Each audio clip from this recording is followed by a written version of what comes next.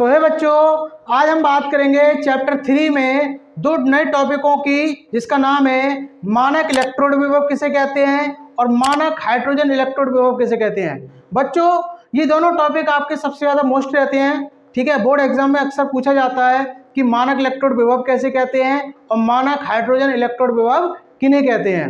ठीक है, तो आज हम इस वीडियो में इन्हीं दोनों टॉपिक को समझने का प्रयास करेंगे।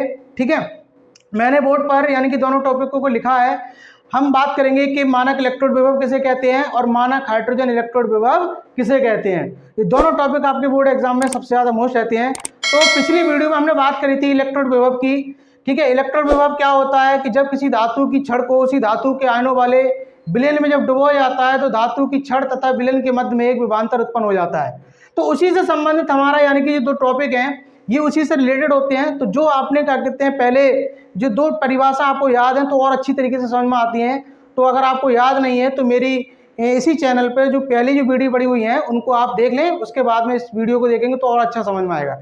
चलिए, तो हम समझते हैं कि मानक इलेक्ट्रोड विभव किसे कहते हैं। देखो, मैंने हेडिंग डाल रखी है 2 स्टार, ये मोस्ट रहता है मानक इलेक्ट्रोड विभव। तो विभव के बारे में हमने पहली बात कर रखी है, तो इसमें कुछ नहीं है। जो डेफिनेशन हमारी पहले थी उसी डेफिनेशन में हमने थोड़ा चेंज किया है। क्या किया है कि यहाँ पर यानी कि जो टेम्परेचर है वो आपका फिक्स हो गया और जो दाब है वो भी आपका फिक्स हो गया और जो आपका विलयन है उसकी जो यानी कि मोलर सांद्रता कितनी होनी चाहिए, 1 होनी चाहिए। अगर ये चीज़ अगर हमारी फिक्स होती है तो उसको हम कहते हैं मानक इलेक्ट्रोड विभव। यानी कि अब डेफिनेशन की अगर हम बात करें तो डेफिनेशन कहता है कि 25 डिग्री सेल्सियस ताप पर तथा 1 एटीएम दाब पर किसी धातु की छड़ को 1 मोलर सांद्रता वाले विलयन में डुबोया जाता है तो धातु की छड़ धनावेशित अथवा ऋणावेशित हो जाती है, जिससे धातु की छड़ तथा विलयन के मध्य एक विभवांतर उत्पन्न हो जाता है, जिसे मानक इलेक्ट्रोड विभव कहते हैं। इसे E0 से प्रदर्शित करते हैं। जो हमारा पहला था उसमें E था, इसको हम किससे प्रदर्शित करते हैं, E0 से। तो कुछ नहीं है, यानी कि हमारी कोई एक धातु की छड़ है, टेम्परेचर हमारा कितना है 25 डिग्री सेल्सियस। तो 25 डिग्री सेल्सियस ताप पर 1 एटीएम दाब पर और 1 मोलर सांद्रता वाले विलयन में जब किसी धातु की छड़ को उसको डुबोया जाता है तो धातु की छड़ या तो धनावेश हो जाएगी या ऋणावेशित हो जाएगी, जिससे धातु की छड़ और विलयन के मध्य में एक विभवांतर उत्पन्न हो जाएगा। इसी विभवांतर को हम कहते हैं मानक इलेक्ट्रोड विभव और इसको हम किससे प्रदर्शित करते हैं, E0 से प्रदर्शित करते हैं। तो ये डेफिनेशन बहुत सिंपल है बच्चों कि मानक इलेक्ट्रोड विभव किसे कहते हैं। तो जब 25 डिग्री सेल्सियस ताप पर किसी धातु की छड़ को, ठीक है, 1 एटीएम दाब पर और 1 मोलर सांद्रता वाले विलयन में डुबोया जाता है तो धातु की छड़ अथवा विलयन के मध्य में एक विभवांतर उत्पन्न होगा, जिसको हम कहते हैं मानक इलेक्ट्रोड विभव। ठीक है, तो ये डेफिनेशन का कहते हैं, पहले हेडिंग डालना है आपको और डेफिनेशन आपको नोट कर लेनी है। उसके बाद में इससे भी ज़्यादा थोड़ा मोस्ट और पूछा जाता है बोर्ड एग्जाम में कि मानक हाइड्रोजन इलेक्ट्रोड विभव किसे कहते हैं। मानक हाइड्रोजन इलेक्ट्रोड विभव कुछ नहीं है।